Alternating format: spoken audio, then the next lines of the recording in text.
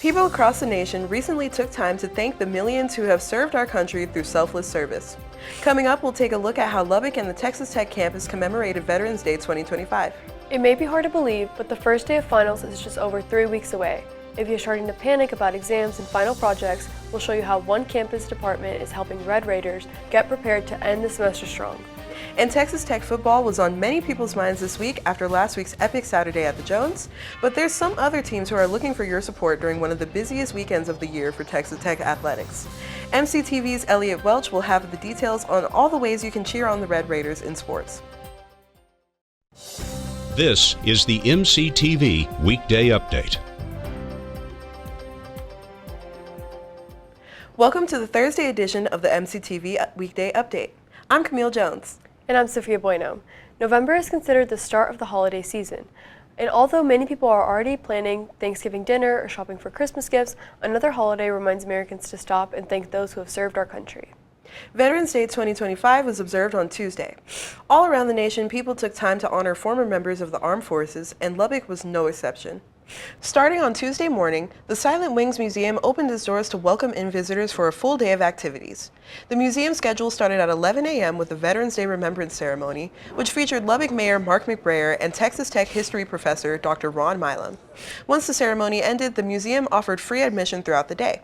Later in the afternoon, local residents were invited back to the museum for free swing dance lessons to prepare for a big band performance to end the night. Local band Finessence performed swing, jazz, and patriotic tunes from 6 to 8 p.m. to end the Veterans Day commemoration on a high note. The Veterans Day observance is an annual tradition at Lubbock's Silent Wings Museum, but the facility is also open throughout the year to help educate visitors about the importance of the military's glider program during World War II. If you would like to check out the museum, it's open Tuesday through Saturday from 10 a.m. to 5 p.m. and Sundays from 1 to 5 p.m. Back here on campus, Veterans Day is also observed each year through a variety of events both before and during the actual holiday. This year, one student group reminded Red Raiders to take time and thank members of the armed service through a free activity in the sub. The Student Activities Board hosted their Tags of Honor event on Tuesday. SAB set up tables just inside the northeast entrance by the food court, giving students an option to make custom dog tags and write a letter to a veteran to thank them for their service. The group partnered with the college agency to provide the materials to create the dog tag, and SAB offered templates with Veteran Day themes for students to use as thank you notes.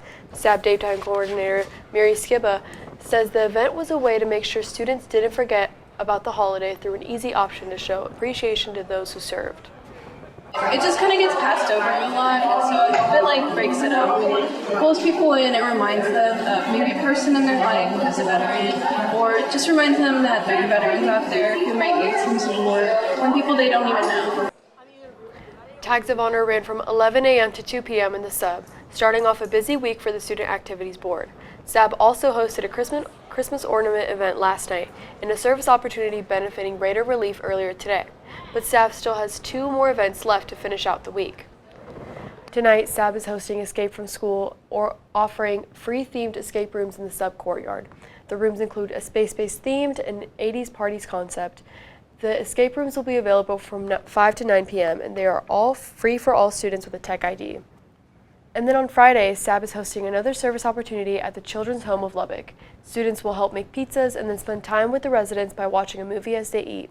Friday's event starts at 4 p.m., but if you're interested, you need to sign up through Tech Connect. For more information on this week's options, as well as the remaining events and activities for the fall, visit sab.ttu.edu. Today is the second to the last Thursday before the end of classes, and that means that finals are just around the corner. With that in mind, a recent event gave students already stressing about the end of the semester a way to get a head start and finish the fall on a high note. The fall edition of Countdown to Finals was open to all students yesterday in the sub ballroom. The Office of Student Engagement took over the ballroom and converted it into an academic focus space, with study areas, success resources, and finals power-ups. Each of the study areas included tables and dry erase boards for group work, and the success resources were provided by representatives from around campus, including the Undergraduate Writing Center, Explore Advising, and the University Career Center. The finals power-ups offered a unique option for students to prepare for the end of the semester with 30-minute sessions on a variety of topics from personal finances to time management. Countdown to Finals has been a regular event on the fall and spring schedule, usually taking place within the last 2 weeks of the regular semester. The Office of Student Engagement also hosted the Countdown to Midterms event back at the beginning of October. If you missed out on yesterday's event but you're looking for help to get through finals, check out the Office of Student Engagement's website at studentengagement.ttu.edu. If you happen to be beyond the city lights of Lubbock on Tuesday night, you may have had the chance to see a rare cosmic event. A strong geomagnetic storm affected the northern hemisphere of the Earth on Tuesday night, causing the aurora borealis, or northern lights, to be visible much farther south than normal. The G4 severe level storm gave U.S. residents the chance to experience the northern lights in states as far south as Arizona, Alabama, and Mississippi. Here in Texas, reports and photos came in from areas near Austin and San Antonio, up to Dallas, Fort Worth, and even here in the South Plains. Stargazers outside of the bright lights of the city could see the dull hues of red and green with the naked eye, but the use of a long exposure on a camera enhanced the vibrant colors of the northern lights. Scientists originally predicted that an even stronger storm was possible in the early evening last night, but unfortunately conditions didn't pan out for a second chance to catch the phenomenon in the Lubbock area. Solar storms may still be a concern beyond the Earth's atmosphere, but back here in West Texas, the chance of rain or even lightning and thunder have disappeared from this week's forecast. So what can we expect as we head into the weekend? Weather specialist Elisabeth Herring joins us now with the details on what's ahead in today's MCTV forecast. Elizabeth?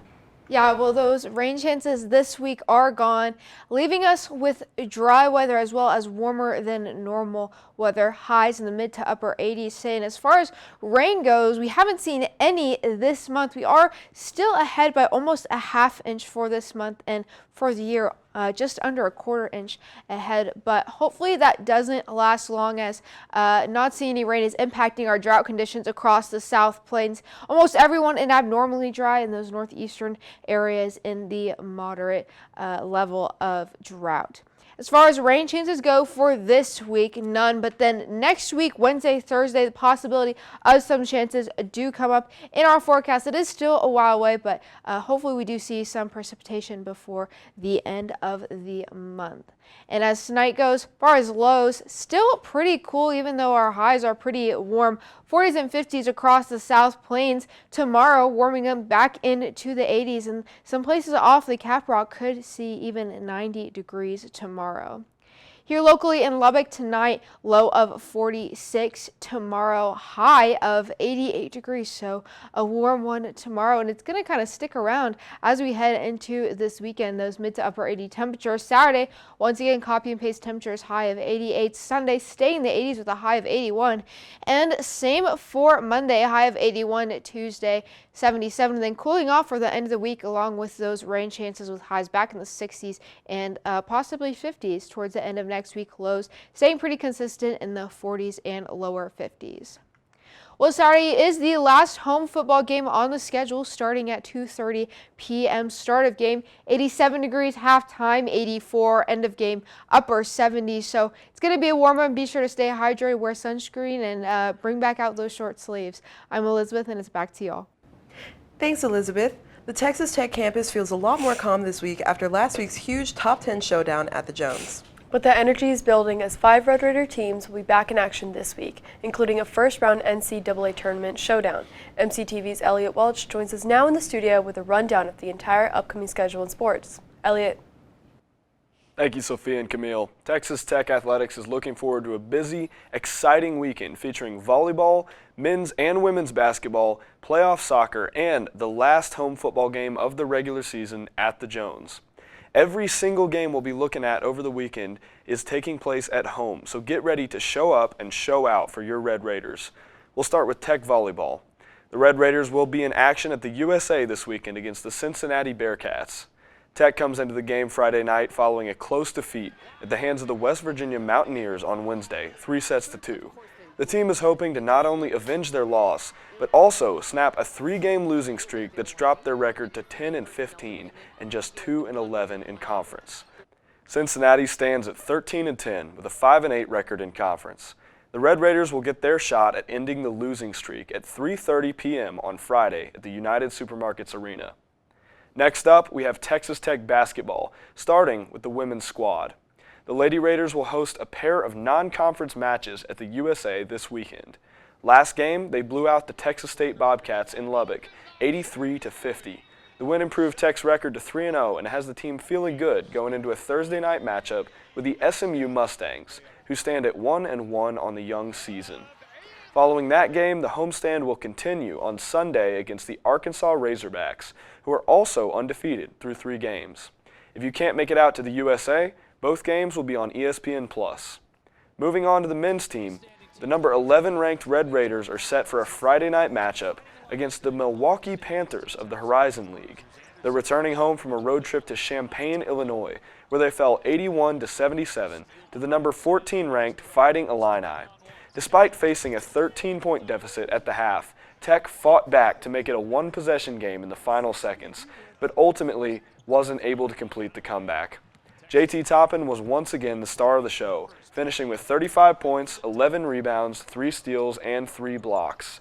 Exciting sophomore guard Christian Anderson had 11 assists for the Red Raiders, and Wazoo transfer Lawan Watts put up 21 points on an efficient 8 for 10 shooting night. Texas Tech hopes to get back on track against a much less daunting opponent Friday night. It may not exactly be a clash of titans, but the USA is always a great atmosphere, so make sure to still come out and support the team tomorrow night at 7 p.m. Number 18 ranked Texas Tech Soccer has a huge game coming up Friday night.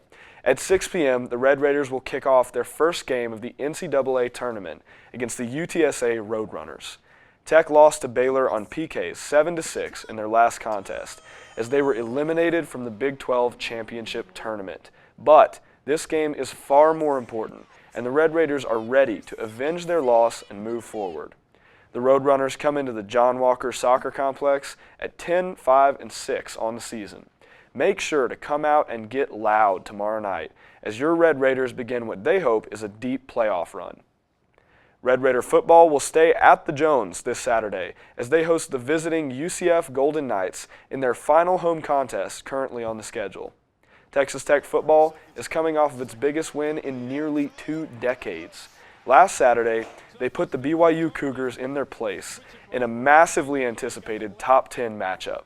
And despite the huge margin of victory, the 29-7 final score didn't even truly reflect the staggering difference between the two teams. Tech could have easily won by 40 if the red zone offense had been more efficient, as they converted on just 2 of 7 trips.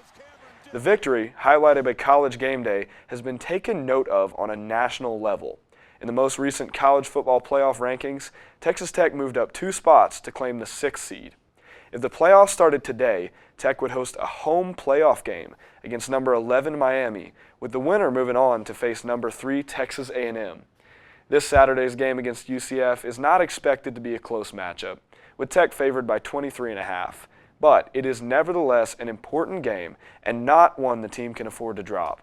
As the final home game currently on the schedule, this Saturday will be senior day for the Red Raiders, who hope to send their longest tenured players out with a win.